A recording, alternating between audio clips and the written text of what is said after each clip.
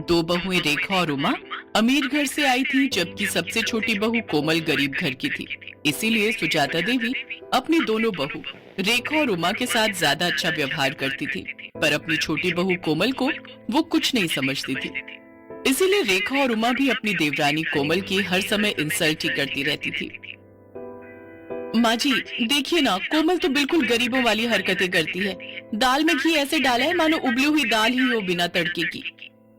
और रोटी तो देखिए माँ जी, रोटी में घी भी नहीं लगाया, सूखी रोटी आगे रख दी। कोमल इधर आ, मैं तुझे अभी बताती हूँ। अरे तू गरीब घर से आई है तो तू हमें भी गरीब समझने लगी है क्या? जब घर में किसी चीज की कोई कमी नहीं है तो तू इतनी कंजूसी क्यों करती है? हाँ, आज तूने खाने में देसी घी क्यों नहीं डाला? माँ जी देसी घी खत्म हो गया है, जो था वो मैंने यूज कर लिया। माँ जी अभी 2 दिन पहले ही तो देसी घी आया था, इतनी जल्दी इसने खत्म भी कर दिया। कहीं ये देसी घी खुद तो नहीं खा जाती, क्योंकि इसने मायके में तो कभी देसी घी खाया ही नहीं होगा। नहीं माँ जी, घी तो रखा था, पर कल रेखा भाभी और उमा भाभी ने मुझे पिन्नियां बनाने के लिए बोला था, तो सारा घी पिन्नियां बनाने में ही लग गया। अरे अब तू मेरी बहुओं के खाने पर भी नजर लगाएगी? तेरी इतनी हिम्मत?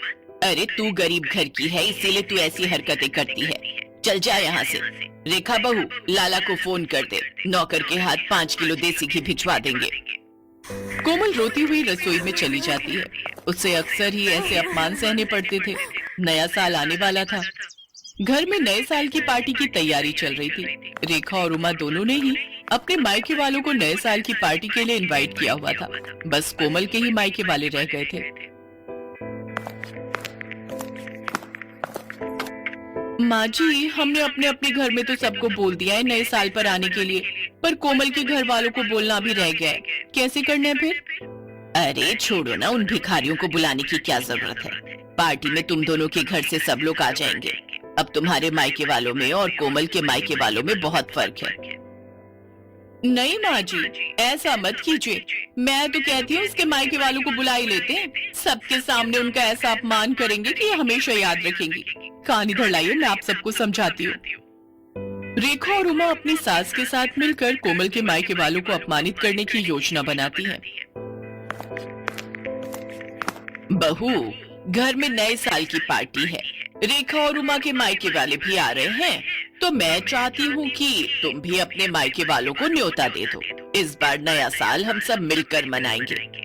जी माँ जी, मैं फोन कर देती हूँ। अब आएगा मजा, आने दो इसके मायके वालों को। कोमल को जरा से भी भनक नहीं थी कि उसकी पीठ पीछे उसकी सास और जेठानियां उसके खिलाफ क्या षड्यंत्र रच रही हैं। 31 दिसंबर का दिन आ जाता है। कोमल के ससुराल में पार्टी की तैयारी चल रही थी। रेखा और उमा के मायके वाले आने शुरू हो गए थे। रेखा और उमा ने रसोई में घुसकर तक नहीं देखा, वो तो अपने मायके वालों के साथ ही बातों में लगी हुई थी। कोमल बहू, मेहमानों को पकवान परोस दिए ना? अच्छे से घी मिर्च मसाले बढ़िया डाले हैं ना? कोई कंजूसी मत करना। मेहमान खुश होकर जाने चाहिए। और तुम्हारे माता पिता भाई बहन सब कहाँ रह गए? बड़ी देर कर दी उन्होंने आने में। वो लोग भी समय पर आ जाते तो पार्टी का मजा ले लेते। जी माँ जी, मैंने सबको खाना परोस दिया है और वो मम्मी से मेरी बात हुई थी, बस पहुँचने वाले हैं। तभी कोमल के मम्मी पापा और भाई बहन आ जाते हैं। नमस्ते जी नमस्ते, आओ आओ, बड़ी देर कर दी आप सबने आने में। आज 31 दिसंबर की वजह से बहुत भीड़ थी, ऑटो भी नहीं मिल रहा था। बड़ी मुश्किल से ऑटो मिला तो हम पहुँचे हैं। हाँ हाँ, मैं तो भूल ही गई थी। वो रेखा बहू और उमा बहू के घर वाले गाड़ी से आए हैं ना, तो मुझे आप लोगों का ध्यान ही नहीं रहा कि आप लोगों के पास तो गाड़ी ही नहीं है, और आप लोगों की तो इतनी हैसियत भी नहीं है कि गाड़ी खरीद सको। खैर छोड़ो, आओ आप सबको रेखा बहू और उमा बहू के घर वालों से मिलवाती हूँ। समधन जी, ये कुछ मिठाई लाए थे नए साल के आने की खुशी में। रख दीजिए। वैसे हमारे घर तो वो बड़ी दुकान है ना जो बाजार में है, वहीं से शुद्ध घी की मिठाई आती है। देखते हैं, अगर हमने नहीं खाई तो घर के नौकरों को दे देंगे, उनका भी तो नया साल है। कोमल सब सुन और समझ रही थी। वो अब तक ये जान चुकी थी कि उसके मायके वालों का बहुत अपमान हो रहा है, पर वो उस समय चुप रही। कोमल की जेठ जेठानी अपने अपने घर वालों की आवभगत में व्यस्त हो गए। सूरज ये सब देख रहा था। कोमल, अपने मम्मी पापा के लिए भी प्लेट लगा दो, सब लोग खाना खा रहे हैं। तुषार, ज्योति, चलो तुम लोग भी खाना खा लो, चलो।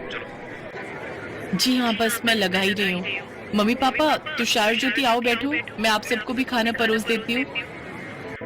कोमल जैसे ही खाना लेने रसोई में जाती है, वो देखती है सारे बर्तन खाली थे, उसमें खाना था ही नहीं। कोमल घबरा जाती है। अरे, बर्तनों में तो खाना ही नहीं है, मैंने तो बहुत सारा खाना बनाया था। क्या हुआ कोमल, तुम परेशान क्यों? अपने घर वालों के लिए खाना लगाओ। अच्छा नहीं लगता वो सब ऐसे ही बैठे हुए हैं। क्या खाना लगाऊं? खाना तो बचा ही नहीं है। मैंने इतने सारे पकवान बनाए थे, बल्कि ज्यादा ही बनाए थे। रसोई में तो कुछ भी नहीं है। अच्छा नहीं लगता सबसे इस बारे में पूछना। रुको, मैं कुछ करती हूँ। पर ऐसा कैसे हो सकता है?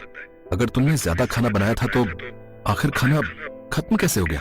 मैं अभी माँ और भाभीियों से ये बात पूछता हूँ।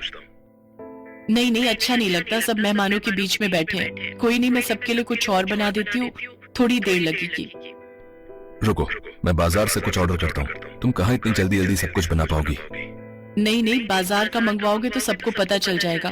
आप टेंशन मत लो, मैं कुछ बना लेती हूँ।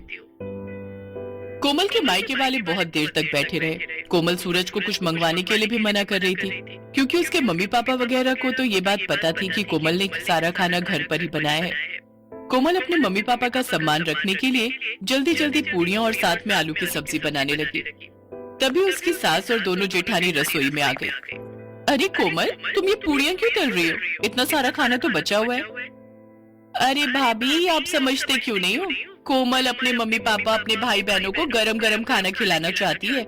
इसने हमारे घर वालों को तो ठंडा खाना खिला दिया, अब अपने घर वालों को बढ़िया पकवान खिलाना चाहती है। इसके घर वालों ने कभी ऐसा बढ़िया खाना खाया नहीं होगा ना, तभी ये ऐसा कर रही है। जब इतना खाना पड़ा था तो ये सब बनाने की क्या जरूरत थी बहू?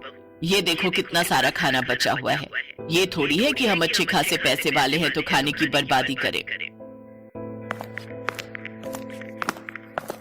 माँ जी, थोड़ी देर पहले तक ये खाना नहीं था। रसोई में सारे बर्तन खाली थे। मुझे नहीं पता था कि भाभीियों ने सारा खाना कमरे में रखा हुआ है। मुझे सब समझ आ गया है माँ जी।